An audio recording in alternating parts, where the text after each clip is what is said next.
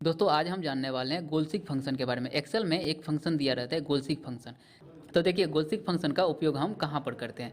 तो देखिए मैथ में जहाँ पर अलजेब्रा का उपयोग किया जाता है वहाँ पर गोलसिक फंक्शन का उपयोग किया जाता है। अब तो अलजेब्रा का उपयोग हम कब करते हैं, तो देखिए जब हमें किसी कैलकुलेशन का आउटपुट मालूम हो, यानी कि कोई भी डेटा है जिसका कैलकुलेशन करके कितना आएगा वो हमें मालूम है, लेकिन जिस डेटा का कैलकुलेशन हुआ है उसका कैलकुलेशन में से किसी एक डेटा का वैल्यू मिसिंग है, तो उस कंडीशन में हम अलजेब्रा का उपयोग करते हैं। जैसे यहाँ पर देखिए, यहाँ पर ये चारों लोगों के पास टोटल जो है 1237 रुपये हमें मालूम है। अगर हम ये बोलें कि इन चारों के पास मिला करके टोटल 1500 रुपये है और सतीश के पास कितना है ये मुझे नहीं मालूम, तो ऐसे कंडीशन में हम मैथ में अलजेब्रा का उपयोग करते हैं।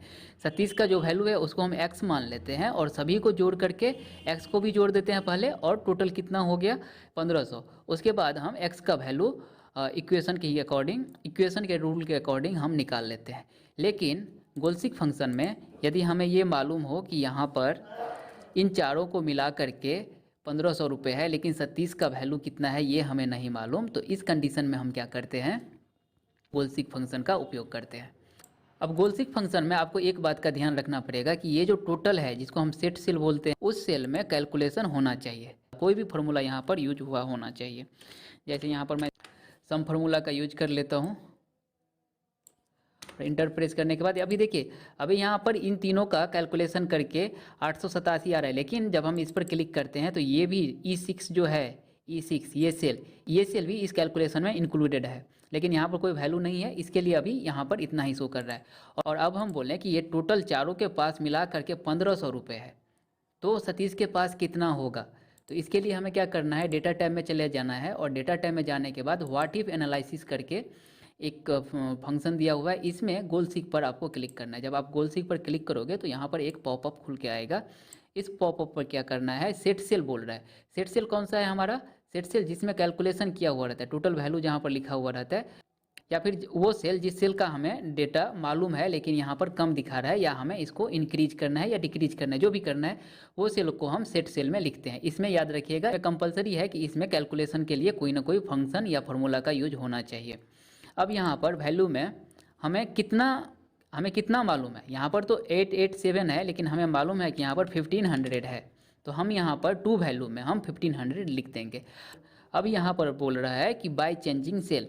अब बाय चेंजिंग सेल में आपको क्या करना है, उस सेल के नंबर को लिखना है जिस सेल का डेटा हमें नहीं मालूम है। तो हमें सतीश के पास कितना है वो नहीं मालूम है, तो यहाँ पर इस पर क्लिक कर देना है और अब ओके पर प्रेस कर देना है। तो देखिए ये खुद ब खुद यहाँ पर कितना आएगा, 613, और यहाँ पर जब हम मैनुअली निकाले थे तो यहाँ पर भी 613 आया था और यहाँ पर भी 613 आ गया।